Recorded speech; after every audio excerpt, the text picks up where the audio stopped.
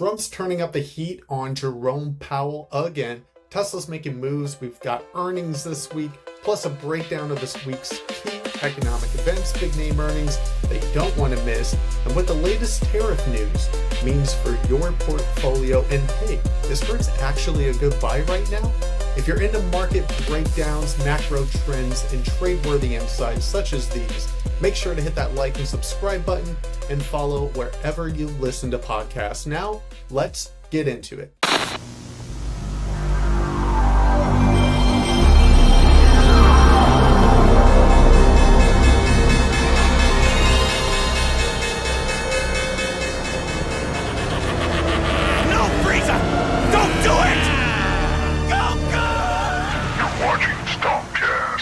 Welcome back to Stonkcast, the market show for the average Joe. Whether you're a diamond-handed degenerate looking for the next 500% play, or a more conservative swing trader or investor, we've got you covered. We tackle the latest market news, give our 2 cents, and maybe, just maybe, help you make some money along the way. I'm your host, as always, Brandon Shar. It is Sunday, April 20th. Happy Easter, or as some Christians like myself like to say, Happy Resurrection Sunday. Let's get into it. So, to kick things off, we are going to tackle the latest news between Trump and Jerome Powell. Yes, the tensions are heating up yet again, and really this isn't anything new. We know that, for some time now, Trump has been calling on Jerome Powell to lower interest rates. Jerome Powell, on the other hand, is essentially saying, hey, not so fast. And according to CNBC, this article, Trump renews call for interest rate cut, says rates would be lower if Fed Chief Powell, quote, understood what he was doing. Oof, throwing some shade. The president loves to do that. And right now in his crosshairs is the Fed, the head of the Fed, Jerome Powell, as we like to call him on this show, Daddy Powell. President Donald Trump said Friday the Federal Reserve Chair, Jerome Powell, should lower interest rates. And, he's not really in a position right now to do that, as we saw from his remarks last week in Chicago. That sent the markets into a bearish path, a bit of a sell-off based off of what Jerome Powell said. So according to this article, President Donald Trump on Friday lobbed his latest criticism at Federal Reserve Chair Jerome Powell as the White House's discontent for the economic policy leader hits a fever pitch. During a Friday afternoon question and answer session with reporters, Trump pointed to examples of prices going down.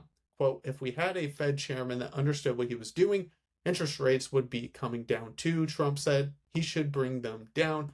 Trump has long argued that the Fed, which sets monetary policy in the U.S., should cut down interest rates. His latest comments come as the White House has ratcheted up its attacks on Powell in recent days. White House economic advisor Kevin Hassett said Friday that Trump and his team are assessing whether they can remove the Fed chair. Powell has said previously that he cannot be fired under law and intends to serve through the end of his term as chair in May 2026. So, the president, the White House, they are not exactly happy, to put it lightly, with Jerome Powell. They want interest rates lowered. And look, he's already said, based off his comments last week, they're not rushing into anything. The Fed is always looking at lagging indicators in a sense, right? They're always looking at previous data, inflation, unemployment rates, things like that to determine their policy. And Powell's made it very clear that at this point, based off of the data that they're receiving, that we all see, he doesn't believe that we need to rush into lowering rates. Obviously, Trump, on the other hand, would much like that because, if we lower interest rates, it's going to be better to, offset tariff impacts. It's going to be better for the market, right? Would give a bit of a reprieve to the market. But as of right now, he's just basically saying, look, we're not doing that right now. It's really interesting that Trump is being so vocal about wanting to essentially replace him. There's some legality issues there as to whether he can actually do that. As of right now, it doesn't seem that he's in a position to do that, as Powell said himself. And he intends, again, to serve through the end of his term as chair. which is essentially for another year. Trump posted on Truth Social on Thursday that, quote, Powell's termination cannot come fast enough. His post included the nickname of Too Late for Powell, a continuation of Trump's habit of giving, titles to, political rivals. So it's just comical. I mean, you always get these kind of moments when you get Trump in office. He's trying to put the pressure on, and Powell is, he's holding his ground. He's not budging, and it'll be interesting to see, what comes of this in, I guess, the following weeks, following months. The White House is going to continue to try to put pressure on Trump in particular, of course, but as of right now, it doesn't seem like he can really do a whole lot. The Federal Reserve is this really interesting entity that is in charge of the purse strings, and the president only has, so much power to really do anything with it, right? So definitely interesting. I'm kind of in the camp right now with Powell. I think, based off the data, he doesn't really see a need to rush into lowering interest rates. Look, he's already done, I would argue, a good job since, I would say mid 2022, when we were seeing that 9% inflation report of driving it down. We're under 3%, and obviously Powell's goal and the Fed's goal is to get it to that, 2% mark. So, it's not moving at the speed that Trump would like, but as of right now, doesn't really seem like there's a lot he can do. So, leading into our next topic here, let's take a look at the economic calendar for the week ahead. So, this week ahead, there's really not a ton going on. Taking a look at the economic calendar, we have basically some Fed speakers coming out this week. We got Fed Governor Jefferson speaking on Tuesday. As far as some of the more volatile economic data that could be coming out, we got manufacturing PMI.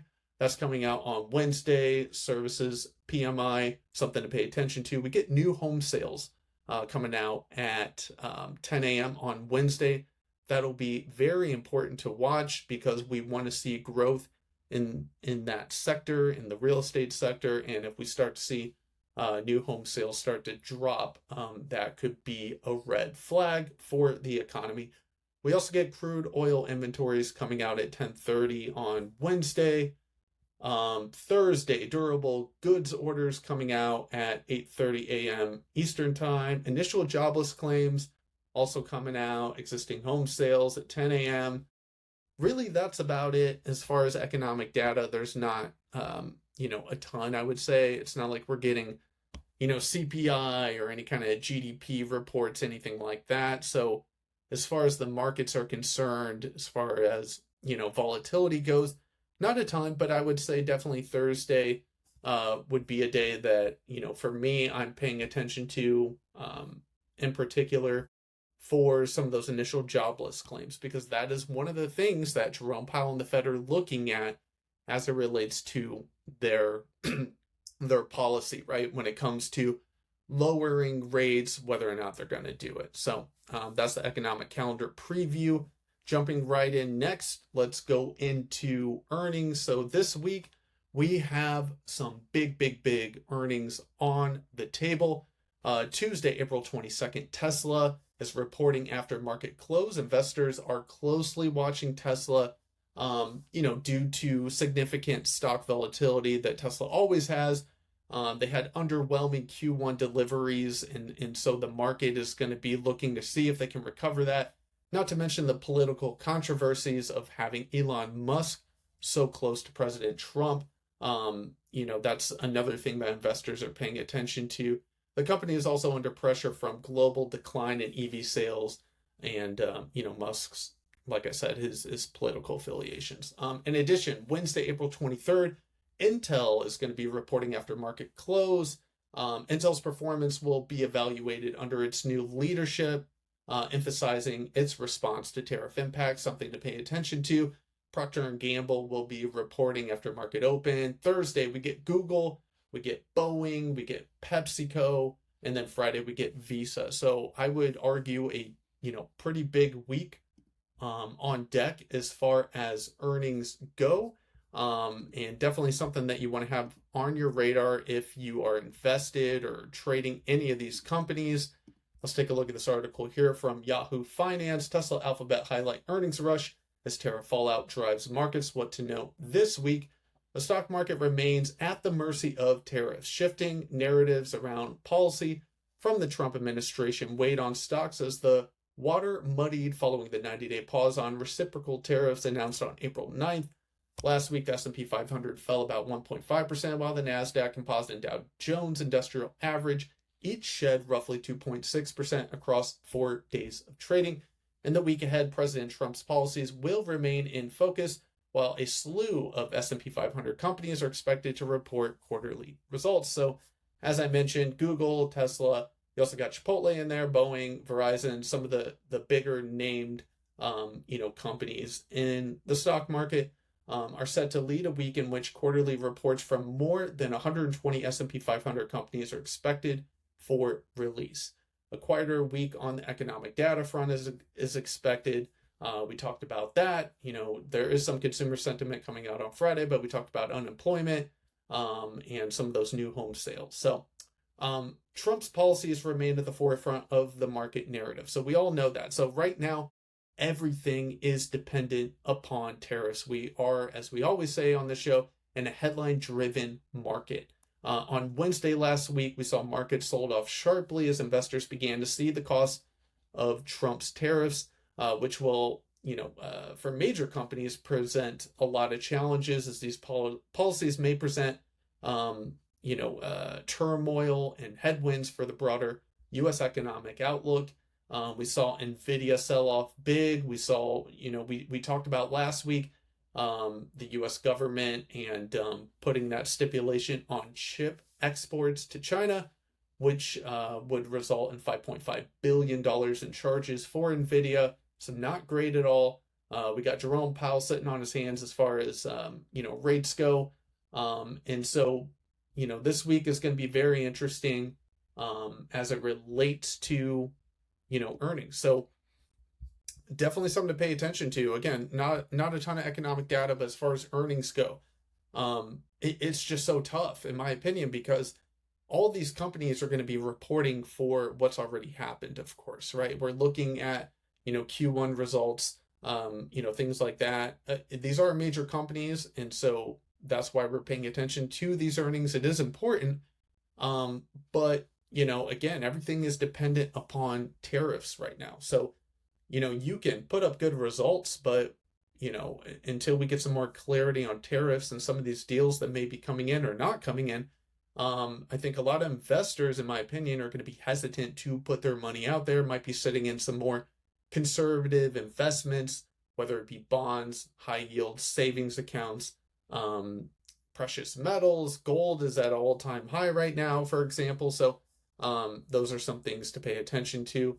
And let's dig in here to Tesla in particular. As I just mentioned, they are going to be reporting earnings on Tuesday. Everyone is curious to see how the earnings are going to look, if there's any updates on Elon Musk and his part in the administration, his political affiliations, if he's going to tune that back a little bit or not.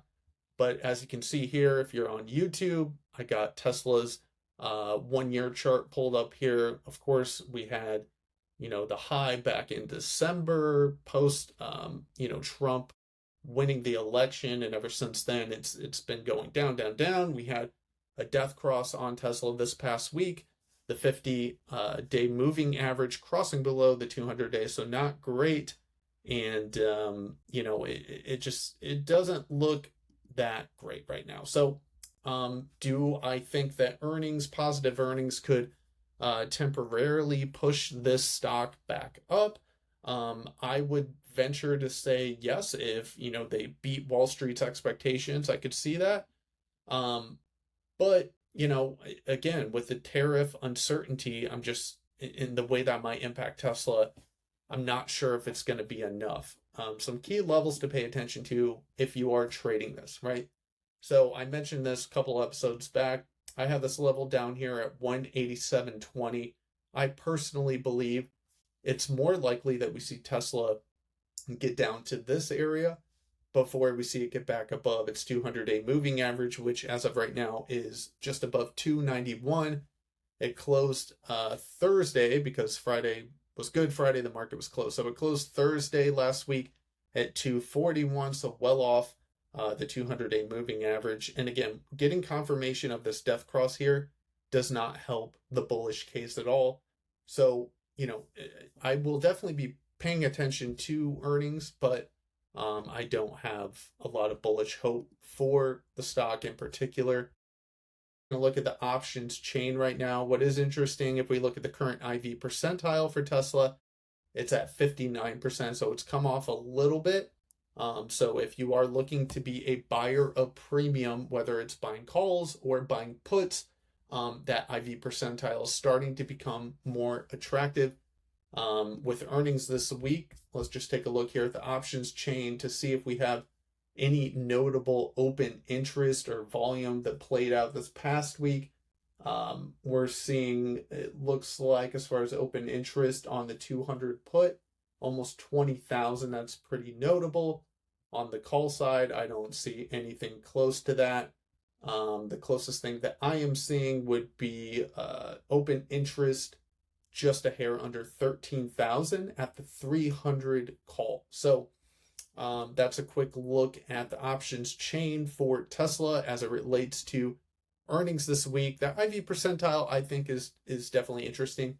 We've had some, look, Tesla is a very volatile stock. It's a high beta stock, and we've seen the IV percentile being in the 100%, which means 100% of the time the IV is lower in the past 52 weeks. So the fact that the IV percentiles come down a little bit, I think is notable if you want to be a buyer of premium. Look, playing earnings is always a gamble, in my opinion. There's no clue. You can have no clue, no idea whether they're going to beat or not beat. So it's always a risk. It's always a gamble. So if you are playing earnings on Tesla, just be cautious. Make sure you have appropriate risk management. Me personally, I will be holding off to touch it until after we get that earnings report and potentially get some more clarity on where we are at. Moving on, let's do a quick check-in here on tariffs.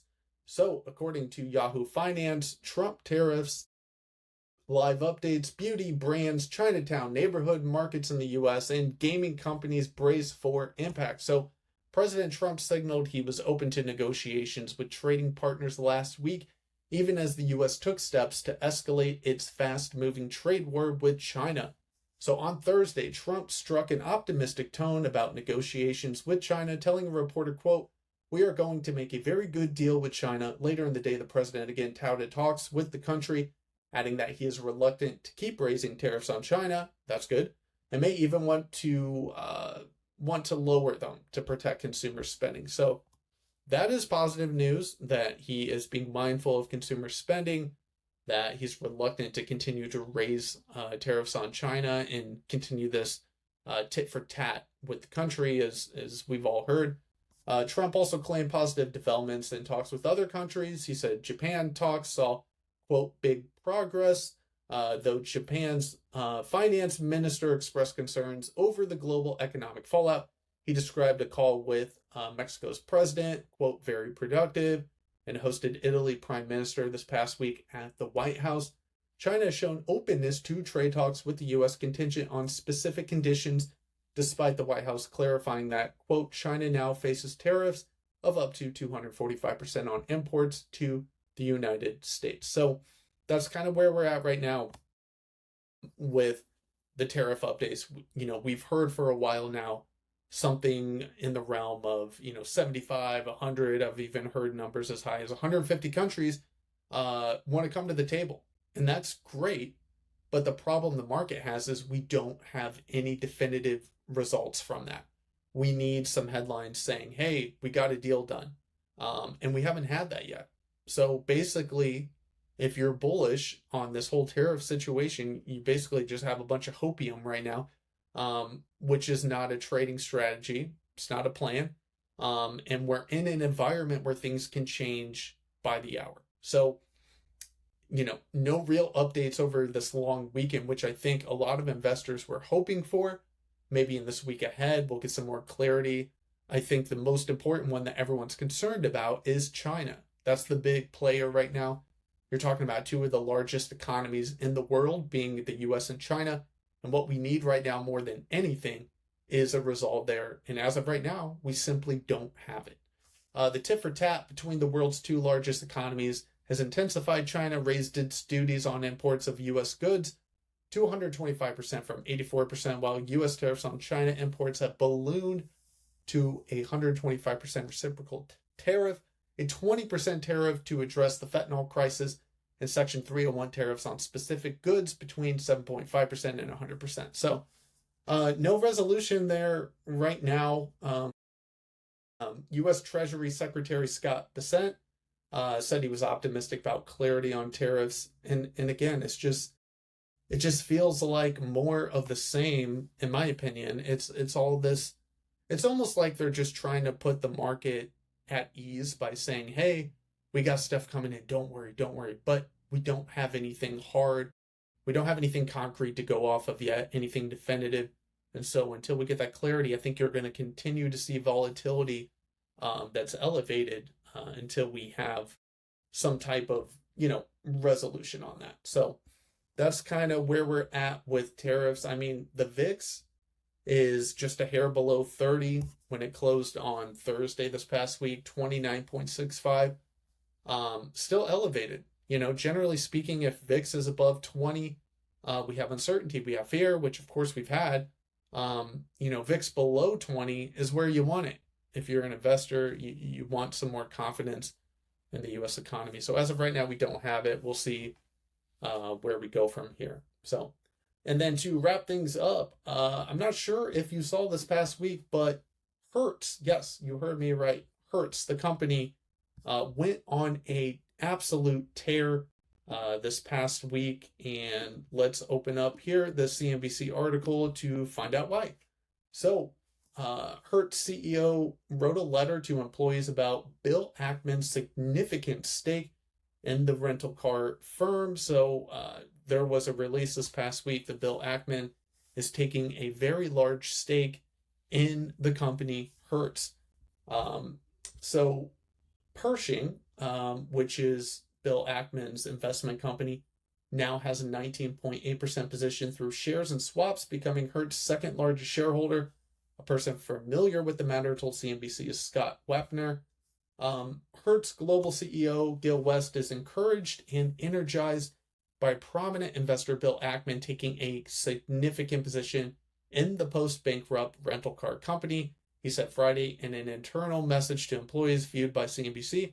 The remarks, part of a weekly CEO message to employees, come 2 days after Ackman's Pershing Square disclosed a sizable stake in Hertz, pushing shares of the car rental company to more than double during trading this week and closed Thursday at $8.24 per share. Quote, let me start by saying I am humbled and we should all feel encouraged by Bill Ackman's comments and energized by the strong support shown by him, Pershing Square Capital Management, and others who share confidence in our strategy, said West, who started leading Hertz in April 2024. Quote, this endorsement is a testament to our progress and importantly, the relentless effort each of you contributes every day. Hertz declined to comment Friday on Ackman's stake in the company. A regulatory filing revealed Pershing Square had built a 4.1 position as of the end of 2024. Pershing has significantly increased the position to 19.8% through shares and swaps, becoming Hertz's second largest shareholder. So this is very interesting. I mean, this is a company that has been troubled for much of the past decade, as this article lays out, facing bankruptcy during the COVID-19 pandemic in 2020.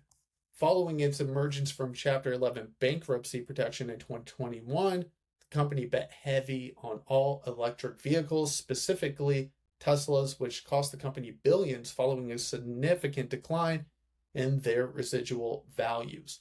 So when reporting its 2024 fourth quarter earnings in February, it revealed a $2.9 billion loss for the year, which included a $245 million loss on the sale of electric vehicles during the fourth quarter. So the company bet big on EV and it did not pay off. Yet despite that, you have this large investor, Bill Ackman, well known, who is taking a position in the company. It's very interesting that he's taken this position. It's definitely something that Wall Street has taken notice of. Saw this stock double this past week just from Wednesday and Thursday. Very, very bullish candles here based off that news, a big jump in volume. And if you are interested in trading this, let's just highlight some key levels, taking a look at a 3-year weekly chart. Obviously, we had a big week this past week, coming to this resistance level right around $8 right now. I want to see it clear that. And then on a more long-term spectrum, I'm taking a look at this kind of $15 area, as you can see here, back in late 2022 and early 2023. This proved to be a support area right around $15. So I want to see if this continues to get momentum. As far as the options chain, obviously right now it's super volatile. So the current IV percentile is above 100%. So if you're looking to buy premium on this, you're going to pay a pretty penny. But it really just boils down to, I guess, how much you believe in Bill Ackman or what he and his firm believe about Hertz and the recovery it could have. I mean, it had a low of $2.47. It's very beaten up, I will say that. On a short-term basis, it is a bit overextended according to the RSI. So something to pay attention to. I noticed it on Thursday, I believe, when it had, one of its massive gains. So it's definitely something that's going to be on the radar, probably something that Wall Street Bets is paying attention to. So for some of my more maybe degen traders out there, this might be something to keep on your radar for the week ahead. So that's about it. What I have here on this Easter Sunday. Hey, look, with Trump, heating up the pressure on the Fed and Tesla at a critical level and earnings coming in, there's a lot to digest. What are you most focused on this week? Drop a comment. Let me know what you're thinking. Don't forget to like and subscribe. We've got more trade setups and macro insights coming your way this week. We'll do a check-in on Wednesday. Don't forget to follow us wherever you listen to podcasts as well. Thanks for tuning in. And as always, folks, remember, plan the trade and trade the